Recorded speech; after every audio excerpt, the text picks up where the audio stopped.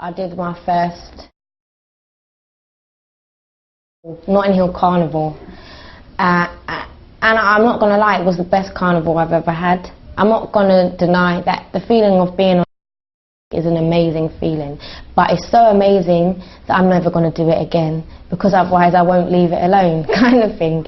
So I'll just leave it over there. I wasn't really using it every day or anything like that. It was here and there, because the come down was so awful. You just felt the roof of your mouth was so sore. Your joints and body would ache. Your jaw would ache where it had been stuck like that, because that's what it does. Yeah, and then I'd see some pictures of the night before and stuff, and my eyes are and all look like this, and it was just really bad. So I didn't do that too often.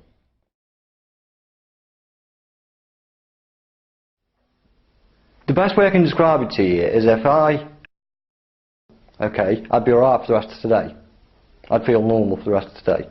I'd then wake up tomorrow morning and you'd have very severe flu-like symptoms. You'd be cold, shivering, hot sweats, you'd have no energy whatsoever, your legs would be aching, your back's aching, you're sneezing, you're coughing, you're vomiting, diarrhoea, your eyes watering, you're yawning. There's very, very bad symptoms basically.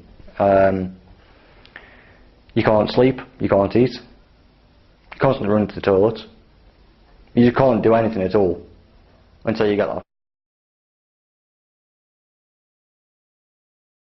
Me and my friend, she was older than me, she's a couple of years older than me, we went round to this boy's house and he was a drug dealer. And he gave us some, he said just try it, you don't have to. And I thought, oh wow, I want to try it because it looks fun. Everyone's doing it, I want to see the effect of it. I was just intrigued to know what it was like. So I did it, and it didn't do anything apart from make me really hyper, like really, and it made me really energetic, put it that way. Then the next day I went round there, we had some more, it got to the point where I was having more and more. I only did it for about a week and a half maximum. I did it every day, and within a week and a half I was getting told I was changing, I was becoming a horrible person. I could see in myself, she was my best friend at the time, we went to the chip shop, there was a woman that got served before her. No, she got served before me, yet I was standing in front of my best friend. I turned around and smacked her around the face because she got served before me. When that happened, I thought, I've just turned on my best friend, I'm shouting at the chip shop man. I became so aggressive that I stopped taking it, it just didn't appeal to me anymore.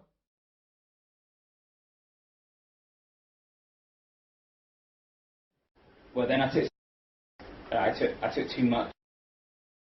I asked this guy to stick my eye because I thought it was funny. You know, like they were selling drops, just putting drops on people's hands, and then they were sucking them. And I said, no, like if you can stick vodka in your eye and it gets you pissed, well, if you stick it in your eye, then it's going to get you pissed a lot quicker, innit?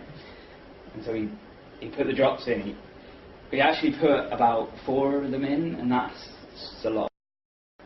And I was alright for a while, and then I started to think, like, people were talking about me, and everyone hated me, like, and I stole someone's cider earlier on, and it was actually like their land we were using, and I was just like, they're going to get me now, you know, they're really upset with me, they're going to get me. And so I decided to walk off. And the weird thing was, is I'd heard a story before I left that another guy had left, and he was tripping, and the police had found him naked in a field, and he'd been arrested and gone to the police station.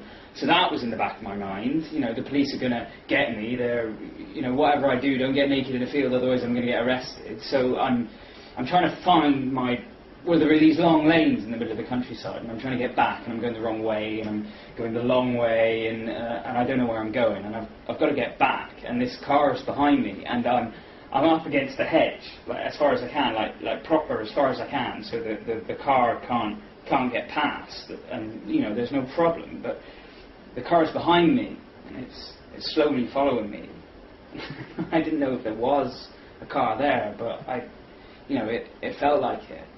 And then it would drive off, and then the car was behind me again, and I've no idea how long it took me to walk the 4 miles to get home, but every step of that way there was someone trying to get me or be behind me.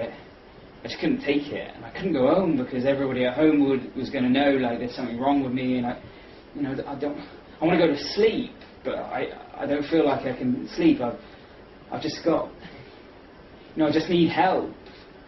So I went to the place that gives me help. I went to the pub, and I went to the pub, and I'm in the pub crying at the landlady, trying to tell her that I need help, and she's screaming at me and telling me that and I need to go home and go to sleep. And I'm saying, no, you have to give me beer because beer will help. And she goes, no, you can't have beer. And it was like she was basically screaming at me and trying to get me out of her pub, and not in a horrible way. She just, she knows I wasn't right, and she didn't think what I was doing. She knows I wasn't right. She knew I needed help, and I think like, before that I'd probably been there a couple of times, and she'd been, she'd seen me in a particular ways, and so it was scary. And I said, I'm never going to do